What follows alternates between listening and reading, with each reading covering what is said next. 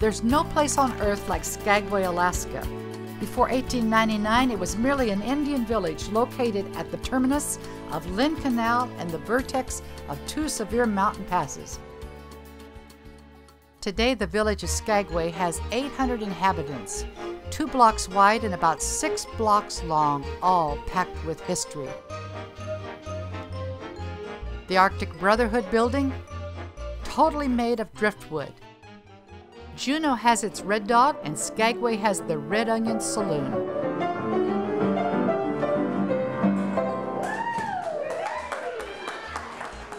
Any summer day here, you can see thousands of tourists as they walk the boardwalks and retrace the steps of history in a city like none other. It's easy to see why Skagway is called the Garden City of Alaska. Early on, the residents discovered the rich soil here, and although the growing season is short, look at what it produces.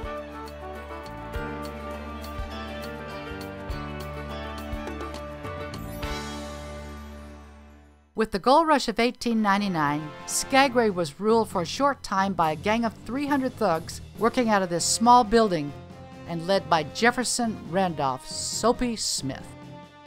Everything they did was crooked. They built hundreds of prospectors out of everything they had, some of them before they ever left the docks. A citizen named Frank Reed had enough, and he organized a vigilante group that met Soapy Smith face to face on the docks. A shootout of OK Corral proportions ensued. Soapy was killed instantly. Frank died several days later. Soapy had hundreds of followers, but only 3 people had attended his funeral. He was buried outside the cemetery. Frank's funeral, though, was so large that it had to be held in the street, and his monument says, "He died for the honor of Skagway." The historic White Pass Narrow Gauge Railroad is still the biggest attraction of the area. Old Engine 73 isn't used anymore, but a modern train takes us to the summit. Our rapid ascent to the summit will take us past some of the most breathtaking scenery in the world, like rushing Reed Falls. And if we're lucky, maybe we'll see some wildlife. Ultimately, we'll cross into the Yukon Territory, the destination of so many so long ago. Today, this all looks so serene and pastoral. Over 100 years ago, though, this remote wilderness was clogged with men and women on their way to the Klondike and ultimate gold. In 1899, Klondike struck the world and thousands flocked to the north. There were many routes to the Klondike, but they all met in Dawson City, Yukon Territory. 2 of the most popular trails left from Skagway, the Chilkoot and the White Pass. They were both arduous, and regardless of which they took, a man cursed himself within a day that he hadn't taken the other. Greed was so rampant that it is said that on the golden stairs of the Chilkoot, if you got out of line, it could take you a day to get back in.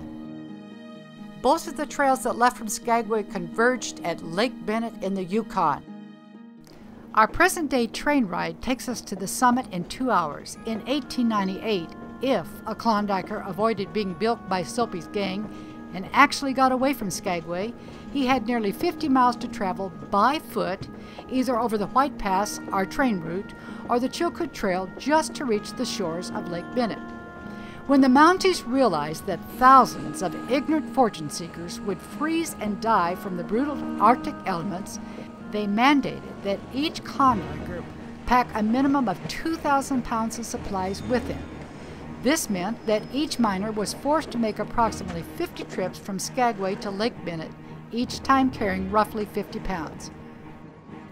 So, each Klondiker tramped the approximate distance of a round trip between LA and Seattle, under the worst conditions possible and in one of the most remote parts of the world. In the winter of 1899, it didn't look like this. It was frozen solid.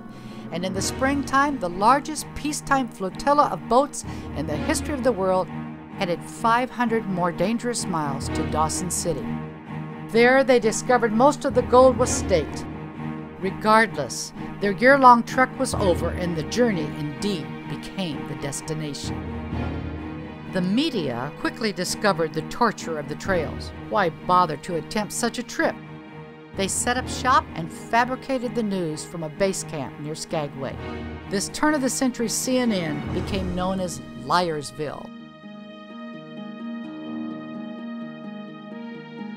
Casual tourists can never begin to grasp the agony that transpired here. The legends of greed and lust and blood and dying and fortunes lost and fortunes found. The land and sea, the rivers and lakes stand mute to the secrets they hold forever in their frozen grasp and their unfathomable deeps.